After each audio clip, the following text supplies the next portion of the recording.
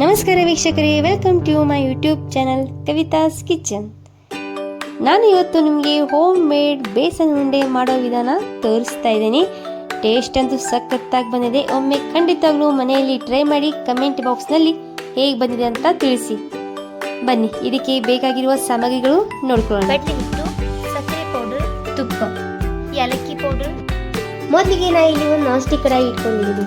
ಅದಕ್ಕೆ 1 ಕಪ್ ಆಗುವಷ್ಟು ಕಡಲೆ ಹಿಟ್ಟು, ಅರ್ಧ ಕಪ್ ಆಗುವಷ್ಟು ತುಪ್ಪ ಹಾಕಿ ಕಡಲೆ ಹಿಟ್ಟನ್ನು ನಾನು ತುಪ್ಪದಲ್ಲೇ ಹುರಿದುಕೊಳ್ತಾ ಇದ್ದೀನಿ. ಗ್ಯಾಸ್ ಸ್ವಲ್ಪ ಲೋ ಫ್ಲೇಮ್ನಲ್ಲಿ ಇಟ್ಕೊಂಡು ಇದನ್ನು ನಾವು ಚೆನ್ನಾಗಿ ಹುರಿದುಕೊಳ್ಳೋಣ. ತುಂಬಾನೇ ಟೇಸ್ಟಿ ಆಗಿರುತ್ತೆ. ಒಮ್ಮೆ ಖಂಡಿತವಾಗೂ ನೀವು ಮನೆಯಲ್ಲಿ ಟ್ರೈ ಮಾಡಿ. ನೋಡಿ ವೀಕ್ಷಕರೇ, ತುಪ್ಪ ಇಲ್ಲಿ ಚೆನ್ನಾಗಿ ಕರಿಯಿದೆ, ಅದರಲ್ಲೇ ಕಡಲೆ ಹಿಟ್ಟು ಚೆನ್ನಾಗಿ ಫ್ರೈನೂ ಆಗ್ತಾ ಇದೆ. ಇದನ್ನು ನಾನೀಗ ಇನ್ನೂ 10 ರಿಂದ 15 ನಿಮಿಷ ಗ್ಯಾಸ್ ಲೋ ಫ್ಲೇಮ್ನಲ್ಲೇ ಇಟ್ಕೊಂಡು ಹುರಿದ್ಕೊತಾ ಇದ್ದೀನಿ.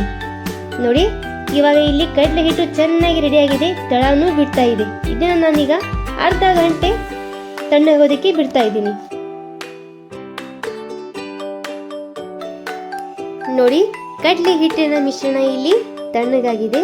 ಅದಕ್ಕೆ ಇವಾಗ ನಾನು 1 ಕಪ್ ಆಗುವಷ್ಟು ಸಕ್ಕರೆ ಪೌಡರನ್ನು ಮಿಕ್ಸ್ ಮಾಡ್ಕೊತಾ ಇದ್ದೀನಿ. ಇದನ್ನ ಚೆನ್ನಾಗಿ ಕಲಿಸ್ಕೊಂಡು ನಂತರ ಇದಕ್ಕೆ ನಾನು 1 ಟೀ ಸ್ಪೂನ್ ಆಗುವಷ್ಟು ಏಲಕ್ಕಿ ಪೌಡರನ್ನ ಹಾಕೊತಾ ಇದ್ದೀನಿ.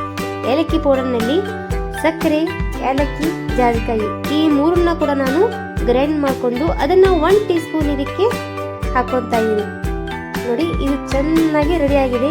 ಇದನ್ನ ನಾನೀಗ ಸಣ್ಣ ಸಣ್ಣ ಉಂಡೆಗಳನ್ನ ಮಾಡಿಕೊಂಡು ಒಂದು ಸರ್ವಿಂಗ್ ಪ್ಲೇಟಲ್ಲಿ ಹಾಕೊತಾ ಇದ್ದೀನಿ.